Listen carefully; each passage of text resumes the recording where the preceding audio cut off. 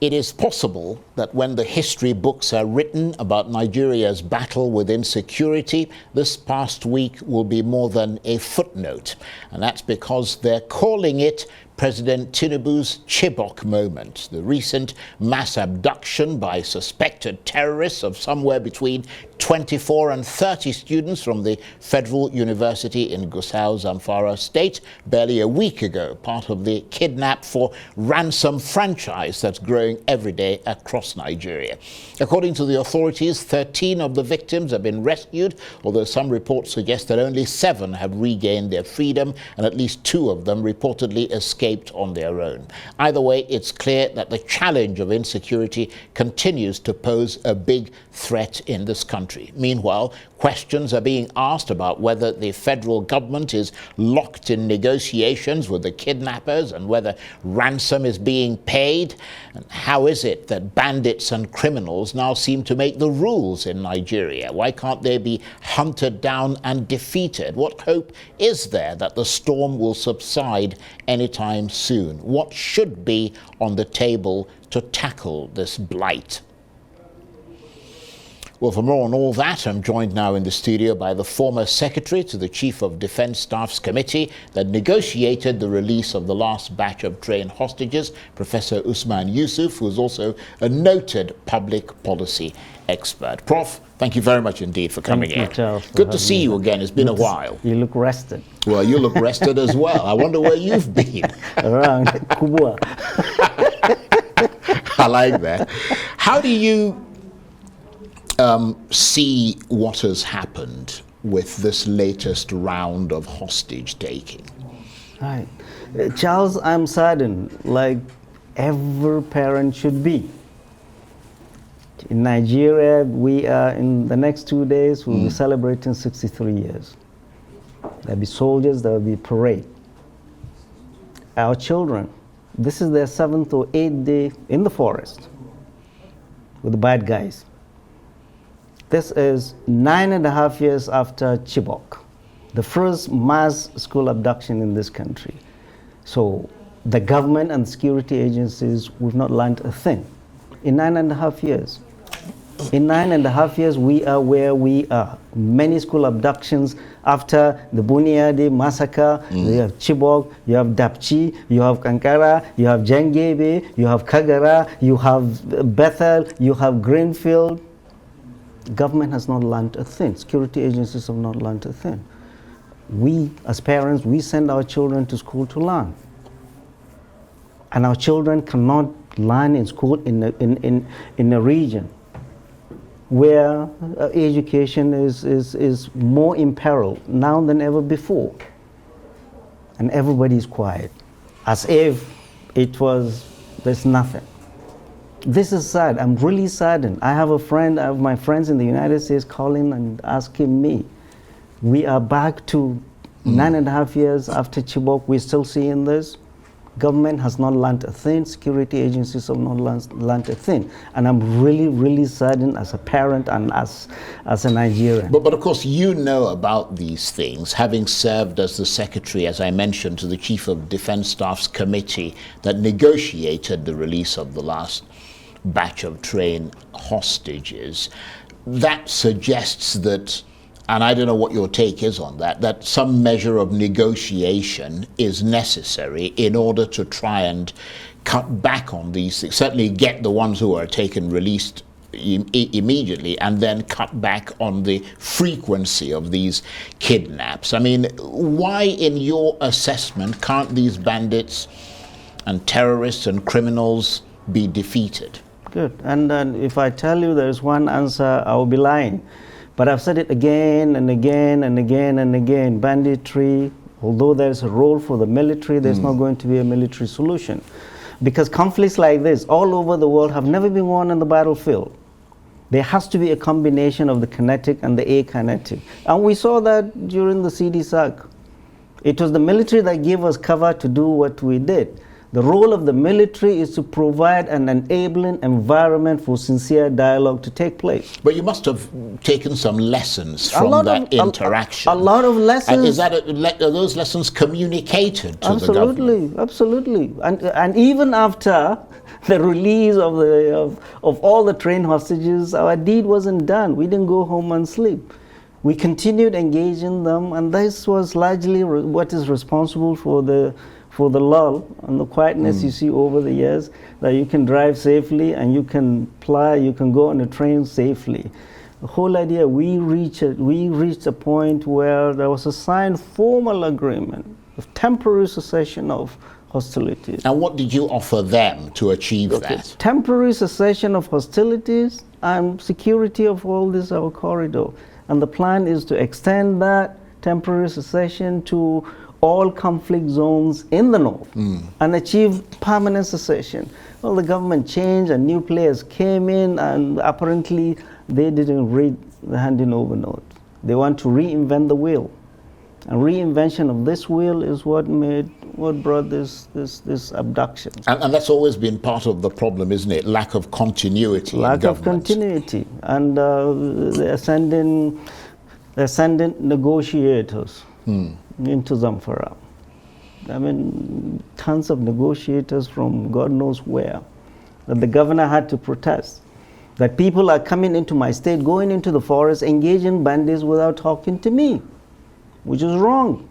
And the Minister of Information came out and said, no, the federal government had the right to do that. No, he doesn't know what he's talking about. But I mean, Zamfara, and again, you know about these things. I mean, Zamfara is, of course, the home of or home state of the Minister of State for Defense, Bello Matawalle, who is also the immediate past governor of the state. Does that make it all the more worrying? I mean, there is talk of animosity with the current PDP governor who defeated Matawalle in the election. And I wonder how that might affect the security in the state. All right, good. I mean, and I talk about Zamfara a lot. Zamfara is near and dear to me. That's where I spent my formative years. That's where I spent secondary school from 1972 to 76, government secondary school, Gusau.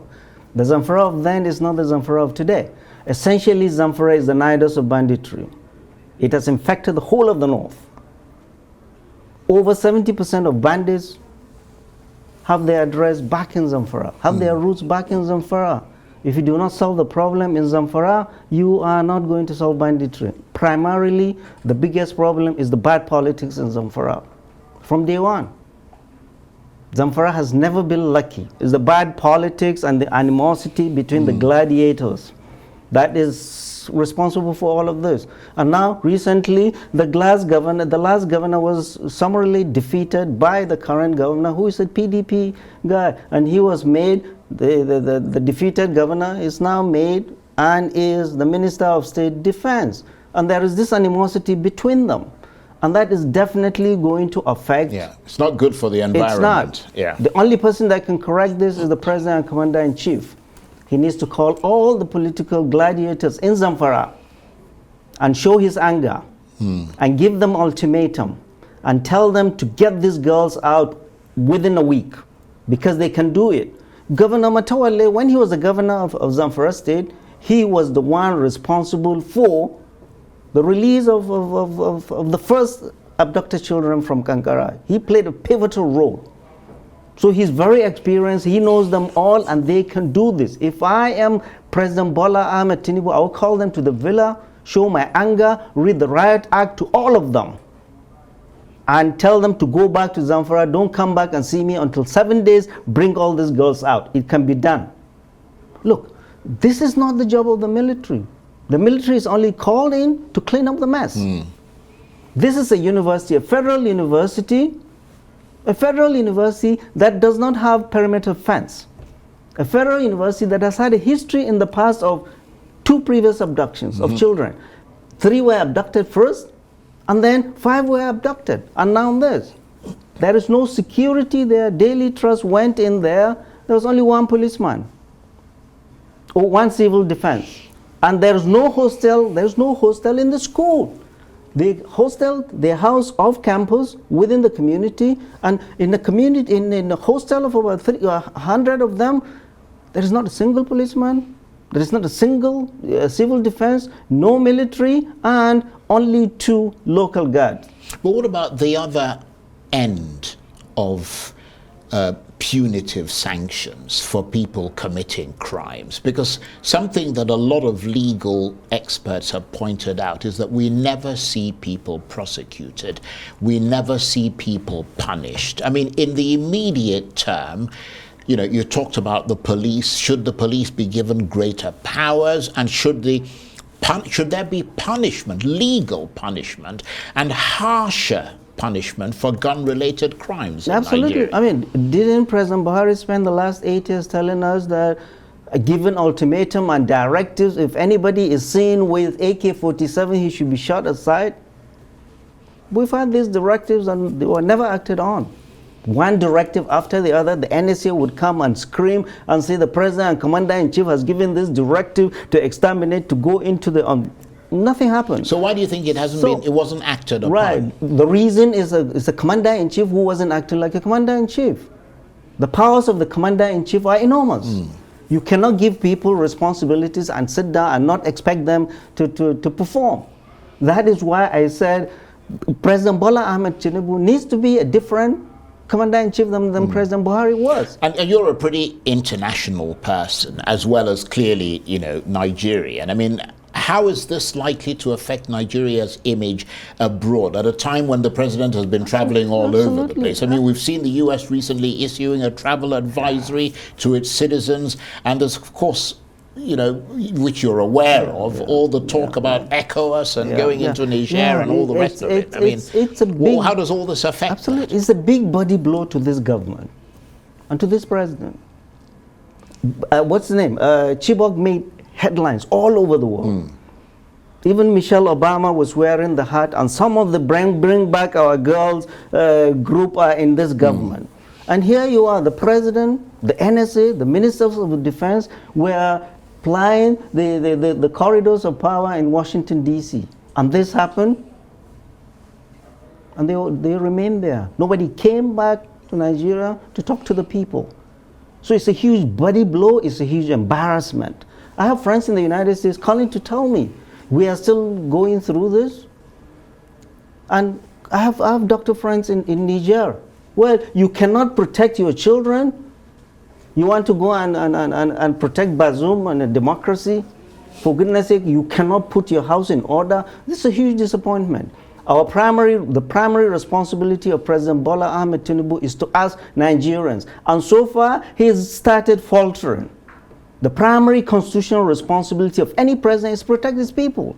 And the president is not protecting our children in school. This is unacceptable. But what really hurts me the most is the deafening silence in the north.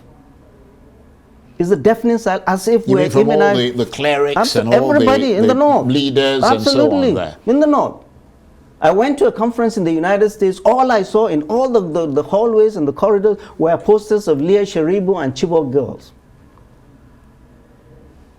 We are not making enough noise. We are not protesting about where government is wrong. How can we still, 63 years after, still be having our children taken away from school?